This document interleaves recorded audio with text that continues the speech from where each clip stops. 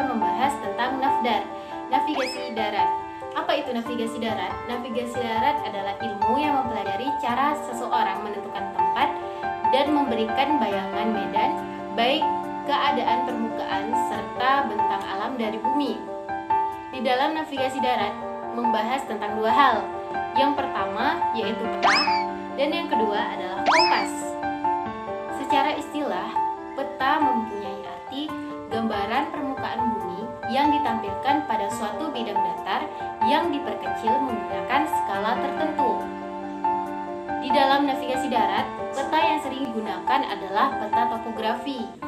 Apa itu peta topografi? Peta topografi adalah salah satu jenis peta yang mempunyai ciri-ciri khusus yang memperlihatkan keadaan bentuk, penyebaran roman muka bumi, dan di dimensinya ditandai dengan adanya skala besar dan lebih detail. Kita masuk ke pembahasan yang kedua, yaitu kompas. Kompas adalah alat yang digunakan untuk menunjukkan arah mata angin dengan ketentuan sudut derajat utara magnetis bumi dengan mengarah ke 4 titik mata angin, yaitu utara, timur, selatan, dan juga barat. Di dalam navigasi darat terdapat dua jenis kompas yang sering digunakan.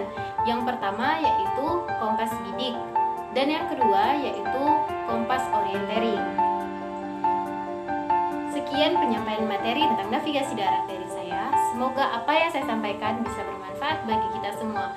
Akhirul kalam, wassalamualaikum warahmatullahi wabarakatuh. Salam Pramuka. Assalamualaikum warahmatullahi wabarakatuh. Perkenalkan, nama saya Sulfika Saputri. Nah, di sini saya akan mengambil materi tentang survival. Nah, langsung saja. Apa survival itu? Nah, survival berasal dari kata survive, yang artinya bertahan hidup. Sedang survival itu sendiri adalah suatu kondisi yang tidak menentu yang dihadapi oleh seorang atau sekelompok orang pada suatu daerah yang asing dan terisolir bagi orang atau kelompok yang sedang mengalaminya. Keadaan tidak menentu survival ini bisa terjadi pada setiap orang yang tengah melakukan perjalanan pertualangan atau penjelajahan di alam bebas. Pengetahuan dan teknik survival harusnya dipahami setiap orang, khususnya para penggiat alam bebas atau terbuka. Hingga apabila suatu saat ia mengalami kondisi ini, paling tidak ia telah mempunyai gambaran atau tindakan apa saja yang harus dilakukannya. Berhasil atau tidaknya seseorang atau sekelompok orang keluar dari kondisi survival ini tergantung dari kesiapan mental dan fisiknya.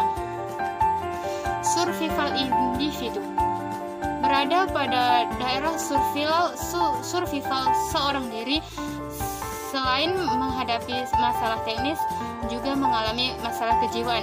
Sendiri dalam kondisi survival akan mengundang rasa kesepian, bosan, takut, ataupun panik. Kesepian juga, dalam kondisi ini seorang diri adalah masalah besar yang harus dapat kita hadapi atau hindari, karena hal tersebut dapat menimbulkan rasa tertekan yang bisa menghilangkan semangat dan keinginan untuk hidup saat survival. Survival kelompok. Berkelompok dalam keadaan survival lebih banyak keuntungannya daripada survival perorangan, karena survival perorangan semua bahan akan dihadapi seorang diri. Dengan berkelompok akan tersedia banyak tenaga untuk melakukan pekerjaan dan adanya komunikasi serta saling menjaga. Menurut buku komando, survival dapat diartikan per huruf seperti berikut ini. S. Sadarilah sungguh-sungguh situasimu. U. Untuk malang tergantung ketenanganmu. R. Rasa takut dan panik harus kamu kuasai. V. Vakum atau kosong isilah dengan segera. I. ingatlah selalu di mana kamu berada. V. Viva atau hidup, tetap hargailah dia. A. Adat istiadat setempat pantut ditiru. L. Latihanlah dirimu dan belajarlah selalu. Nah, adapun dasar survival mengenal STOP, yaitu dapat diartikan S. Stop and sitting, berhenti dan duduklah setenang mungkin. Setelah duduk. T. Thinking, berpikirlah. O. Observe atau amati keadaan sekitar dengan sesama. P. Planning, buat rencana yang harus dilakukan segera mungkin.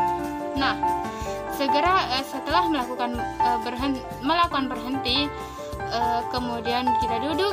Setelah duduk kita berpikir. Setelah kita berpikir, kita mengamati sekitar kita. Setelah kita mengamati, barulah kita membuat rencana apa yang harus kita lakukan. Nah, mungkin hanya itu yang dapat saya sampaikan.